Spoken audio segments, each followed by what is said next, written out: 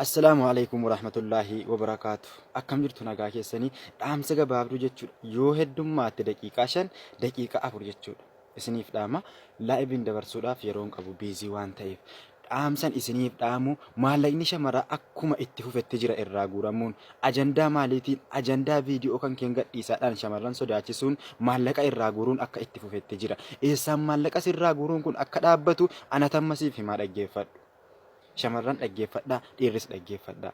Maaltu dhufee garaana nyaatee barreeffaman kaleessa fuula feesbuuka kootii irratti poosti godhe argitanii turtanii gurbaan maal jedhe intalaan dalagaa hin qabuutii birrii daataanaaf ergi jennaan yaa obboleessa kiyyaa ummii tiyya yookaan haadha kiyya mana yaalaa ciisaa jirti isii wallaannadhee kan hin booda si ergaa jennaan wallaahi adhaabol keessa naan ergitu taanaan viidiyoo kan keen gadhiisaa jedhe.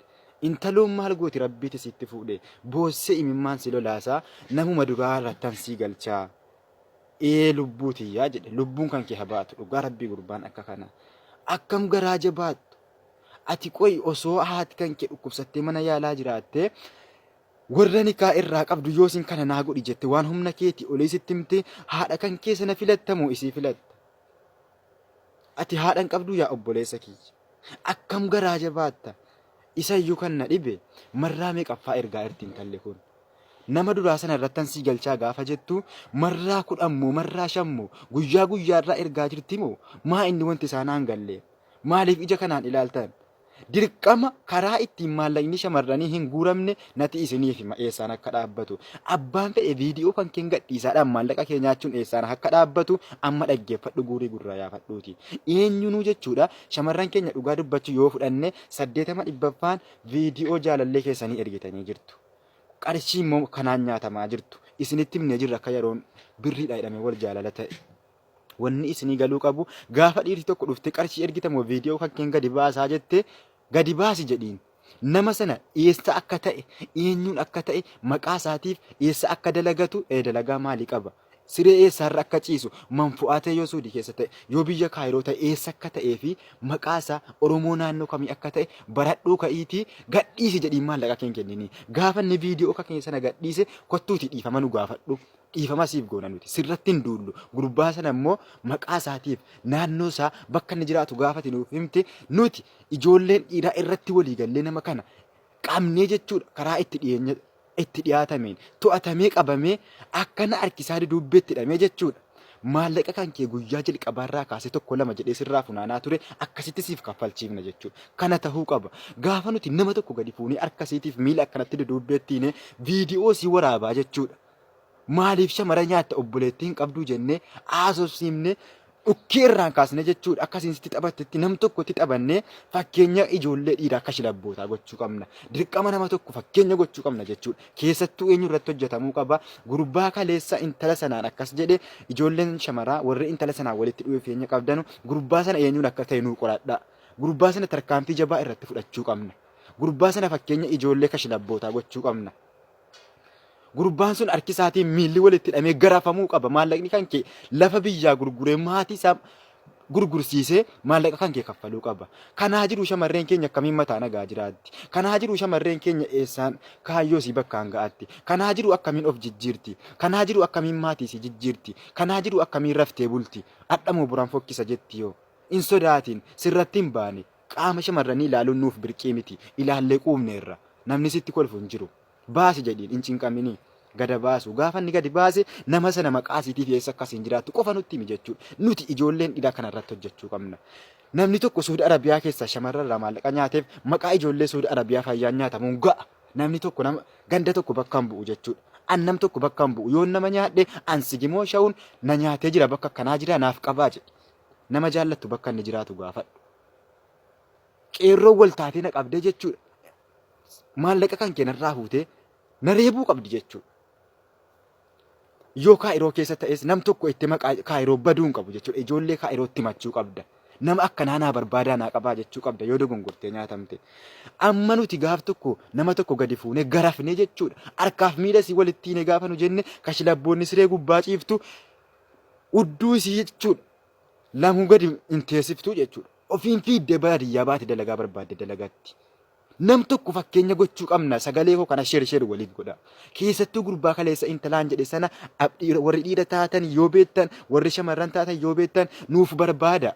Gurbaan sun harkisaa walitti hidhamee okkolloo bu'uu qaba. Akka gurbaa dheengaddaa intala tokko dalagaan naqa hidhee kurfaa ofii galfatee halkan humnaan irratti taphataa bulee sana akka qeeroon itti walitti hiitee dhukkii irraan kaafte sana nama tokko fakkeenya gaafa goone eenyunuu shamarran irraa maallaqa hin nyaatu of sodaata jechuudha lamu. Dhugaan jirtu kana furmaanni jirtu kana malee hin jiru. Yaa obboleessa kiyya ati obboleettiin qabdu.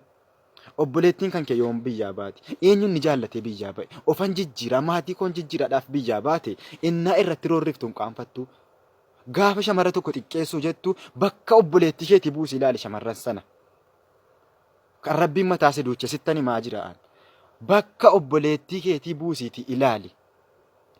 Dhaggeeffadhu hadiisa tokko keessatti gurbaan tokko ergamaa rabbiitiin naqee alayhi salaatu wassalaamu yaa ergamaa rabbiidha an zinaa gochuun jaalladha akkamittan zinaa kanarraa dhiisa zinaa rabbiin jaallatu jennaan yaada gabaabduu kennaniif ati obboleettii kan kee yookiin haadha keetti zinaa godhamuun barbaadda hin barbaadu jedhe. Namnis akkuma kana obboleettii isaatiif haadha isaatti zinaa godhamuun barbaadu namni kun toobbatee irraa deebi'e jechuudha. Akkasitti ilaali utuu obboleettii kee taate intalladha cinqamaa jirtu kun intalli guyyaa guyyaarraan maallaqa dhiira qallabaa jirtu kun nuti maal beekna Baangaalii fi Paakistaaniin akkas godhee jechuudha. Osoo anifati jaalala beekne iccitii qabanne shamarran keenya jechuudha nu dhiiftee biyya namaan dhattu. Mee eenyuun ni jaallate biyya abbaa ofirraa fagaata eenyuun ni jaallate alagaatti dhaqee ida'ama. Shamarran keenya Baangaalii fi Paakistaanii waan adda addaa dhiisiiti Amaaraaf Tigireetti kanaan dura heerumteen beektu yeroo dhiirti Oromoo jaalala beektu itti heerumteen beektu arra'oo nutu bakka hin qabuufi nuti maallaqaaf jaallanna dhugaadha namni tokko bultii ijaarrachuun dirqama kanaa jettee biyya abbaasiirraa fagaataa jirti. Aniifati dalagaan kee maa inni ulfeessinii harkaa badu dhalchinii harkaa badu maallaqa irraa funaannii harkaa badu waan si waggaa meeqa gubatti harkaa fuunii harkaa badu akkamitti nu amantire boodammoo shamarri keenya shaarmuxxee Paakistaanii Baangaalii jala gangalatte Masrii jala fiidde kana jechuudha wanni nuti beeknu. Osoo nuti shamaraaf bakka qabaanne shamarran keenya miila si bakkaa bakkatti hin sochooftu dhugaan jirtu kan. Dhaggeeffadhu. Viidiyoo kanaan dura jechuudha waraabdee dhiiraa ergiteen dhiiressi goyyomsuun hadhaabbatu hin kennin maallaqee kee poostii godhu. Kan immoo osoo gidduu kan akka shamarri itti azabamaa jirtu bultii 10 asitti viidiyoo dhiira tokkoon jaalladha jettee waraabdee itti ergite an ofii kooti si dhaga'ee viidiyoon sun naga'ee jennaan ofii kootiif maxxansi nama sitti kolfisiisa. Dhugaan sitti maal? Akkan kaleessa gubadhetti hin gubanne akka intaloon sun na gubdetti hin gubanne isiin owwana maatiinsi nama guddaadha. Maatiin koo dhageenyaan maallaan jedhuudhaaf akkana gubataa jirti hin bu'aa jirti imimmaan buusaa jirti. Osoo kana laaltu ati viidiyoo dhiiran jaalladha itti of waraabdeetti erginaan anas si fokkisiisatu namni biraa taa'u. Obbolummaa kan keen barbaadu kan duraan immoo dogongortee itti ergite eenyullee dogongora akkuma shamarran ergitu dhiirri illee ergitee kan qabdu baay'eedha. Sanaaf immoo dhiphatiin gada dhiisu maqaa nama sanaa qofa nuuf kallattii maallaqni shamarraa irraa funaanamuu dhaabbatummaa inni nama tokko hiinee fakkeenya gochuudha reebnee tumnee mul'isnee jechuudha. Akka inni dhoksaan si nyaateen immoo mul'isnee ija namaa duratti kunoo isa maallaqa shamarranii funaanu maaliif harkaa nyaatta guyyaa kamii kaasee akka nyaachuu jalqabe. Amma nama tokko fakkeenya gadi fuunutti kashlabboonni siree gubbaa ciiftee shamarran keenya dhiiga xuuxaa jirtu hin dhaabbattu. Gaafa nuti nama tokko fakkeenya goone isiinuu ofii jettee jechuudha hin dhokatti ati siifan erga innaan sirkaan fudhattu jechuudha. Sana booddee tarkaanfiin akkanatti irratti fudhatamuu qaba. Ijoolleen Riyaad keessa jirtanu kan Riyaadiin ciisee akkasitti nyaatu tarkaanfii irratti fudhaa. Warri Makkaan keessa jirtanu warri illee biyya bira Ameerikaa bakka feetan jirtanu akka kanaan ijoollee yoo obboleettii qabaattan yoo obboleettiin kan koo bakka isinitti rakkattu hin beeku jettan dubbii kana sheer walii godhaatii hojiin agarsiisaa saayinsiisaa qofa miti hojiitti hiiki jechuudha. Sheer waliif godhaa dubbiin jirtu kanuma. Ammaan booda viidiyoon gogomtee hin nyaatamin gadsiifa baasu gadsiisaa dhiisu. Kana dubbiin jirtu. Dhugaan jirtu kanaa hanga yoomitti mataadhaa dhiphatte irri baraftee bulaan jirtu of jijjiiraan jirtu atoo isaaf dalagaa jirta guyyaa guyyaarraa si gaafata yeroo tokko si haa fokkisiisuun nuti immoo irratti hojjennaa nama sana kana dhugaan jirtu sheer godhii wal biraan gadi.